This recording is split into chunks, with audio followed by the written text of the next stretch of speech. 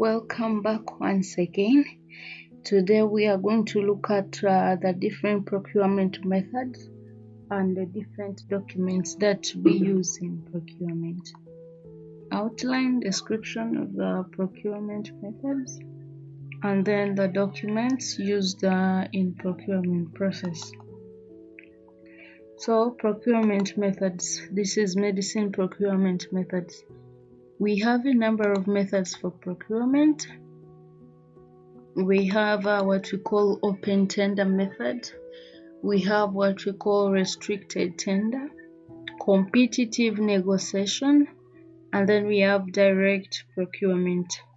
Others, we also have others where we can say single source tender or tendering method, and then we have what we call single source commitment. So let us look at their different explanations for them. We have here open tender. Open tender, it is the formal process by which quotations for supply of medicines under their generic names are invited from any supplier's representative on a local or international manufacturer basis, subject to the terms and conditions specified in the tender invitation. So for open tender, we are advertising. This invitation is like advert. You make an advert allowing everyone to apply as long as they have that specific generic name that we are interested in, generic name of that medicine that we are interested in. If we are interested in paracetamol, so we find that all suppliers who are in position to supply paracetamol, irrespective of whether they are within the country or outside the country. That is why here we say that a representative on a local or international, everyone has a capacity or has ability to apply. For example, if they advertise for a job, like maybe an advert for a medical doctor.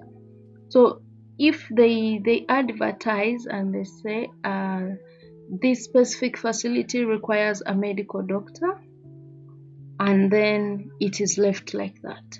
So you find that a medical doctor, they have not specified on the age, they have not specified on the experience, they have not specified the institution, whether local or international. Everyone is going to be in position to apply as long as they have seen the advert. Either on local basis or international, they are going to be in position to apply because there are no specific terms and conditions. So the same applies when we are procuring for medicine. We invite the suppliers to do business with us, to supply for us the medicines. And then how we invite them, the terms we put in our invitation will either describe it to be an open tender method of procurement, or a restricted or a competitive, like those other methods we saw. So that is it. This method is used where the items are unclassified, simple and straightforward to define. Okay, and then let's see what restricted tender does, also known as selective or closed tender. So you can be asked to describe the selective tender or a closed tender. It is the same as restricted. Don't get confused and lost in case you are asked for them. So also known as a selective or a closed tender. The bidding is limited to suppliers that meet certain prerequisites or have previously registered as suppliers. That is to say, approved in advance, often through formal pre-qualification process. The suppliers are pre-qualified on basis of adherence to the good manufacturing practices, past supply performance, and then financial viability and related factors. The pre-qualification process is often open to any supplier that wishes to apply. So in other words, for restricted, for example, I gave an example of an advert for a medical doctor. For restricted, they would say, we need a medical doctor with a 2 years experience and should be licensed. Okay, a medical doctor should be licensed and 2 years of experience, and most preferably a female. So you find that there they have restricted on the female. Most males are really not going to apply. They have restricted on 2 years of experience. We find that those who may not be having 2 years of experience may really see a little chance of them going through. And then when they say licensed, you find that those who might have just finished and maybe they are in for their internship and not yet licensed may not really have may see the advert and don't apply for it. The same applies for restricted tender. When we are procuring using this method, there are things we look at. We do not invite everyone and start pre-qualifying them from zero. We find that we already have some of them that we have worked with, we pre-qualified them, so we can advertise and be specific on the specific areas, specific factors that we need. So that is how the restricted tender works. The other one is competitive negotiation. It's also called negotiated procurement. So they can ask you to describe or define competitive negotiation, or write short notes on competitive negotiation, or they can also ask you for negotiated procurement. The buyer approaches a limited number of selected suppliers, typically at least 3, for price quotations. The buyer may also bargain with these suppliers to achieve a specific price or a service arrangement. This method is primarily used by private sector because public sector procurement organizations are generally forbidden from negotiating or bargaining with suppliers. So we see that here we negotiate for the price, we negotiate for the quantities, we negotiate for negotiate for maybe quantities or quality. So with competitive negotiation, it is us to bargain. Like you go and window shop and then you keep bargaining with the supplier. However, this doesn't happen in public sectors because they are not allowed to bargain. However, with private, you can go get a supplier and bargain. Bargain on the discount, bargain on the rest of the things that you are interested in. Maybe them to transport for you, in case their terms were for you to collect the medicine, so you can bargain, they deliver for you the medicine. Give you discounts in case you buy in bulk. So you find that you have negotiated, and that's or competitive negotiation. So let's look at the other method.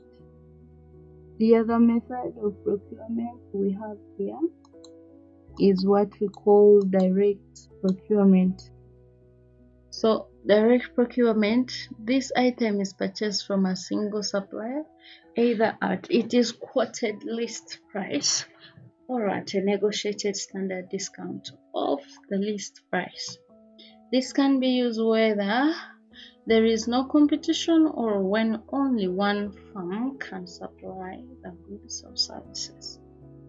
It is the simplest but usually most expensive method of procurement.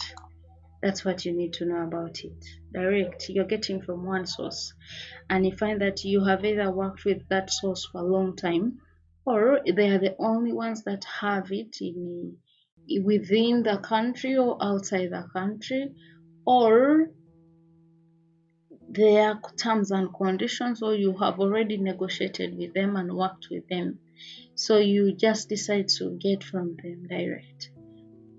Single source tender or tendering, this is a selective method where sourcing could be a continuous decision to contract from one among the many producers of client requirements due to a specific preference based on specialized knowledge or past experience, technical considerations, delivery duration, or other such factors.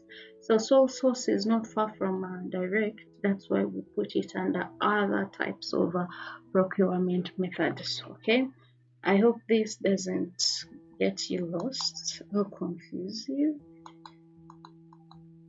The last one is sole source commitment, procurement of a group of buyers where all members of the group commit to only buy from one source that has been selected. This is supposed to give good prices and then quality over a long run. It only works if all members adhere to the commitment, even if other sources might offer better prices at a certain point. So the methods that we majorly use or commonly use in the hospital, we have open tender, where bidding is open to all interested national or international suppliers. Restricted tender, where participation of suppliers is limited to those who have registered with the institution or who are pre-qualified. And then a limited competitive bidding is a restricted tender with a pre-qualification. Then we have what we call direct procurement, especially for emergency procurement. In case we have emergency orders like LPOs, we can do the direct so that we don't take a long way. So comparison of procurement methods. So we have here methods, effects on price, and then lead time. Lead time is the period when you are placed the order and when we receive the items. And then workload. With open tender, usually lowest price.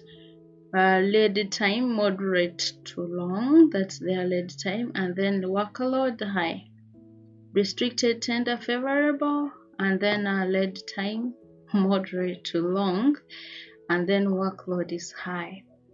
The competitive negotiation can be favorable, and then short to moderate, and then moderate.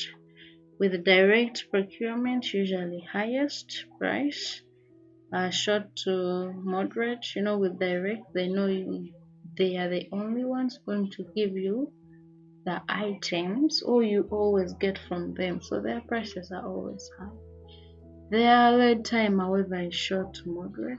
They can deliver for you very fast. And then workload, their workload is low. However, there is some assignment here for you. This is a hostel work or assignment. Procurement of medicines and supplies. Procure medicines and supplies using open tender method, restricted tender, negotiative, competitive negotiation, and then direct procurement. So that brings us to the different documents that we use or that we have. So procurement documents. A document is a piece of written, printed, or electronic matter that provides information or evidence or that serves as an official record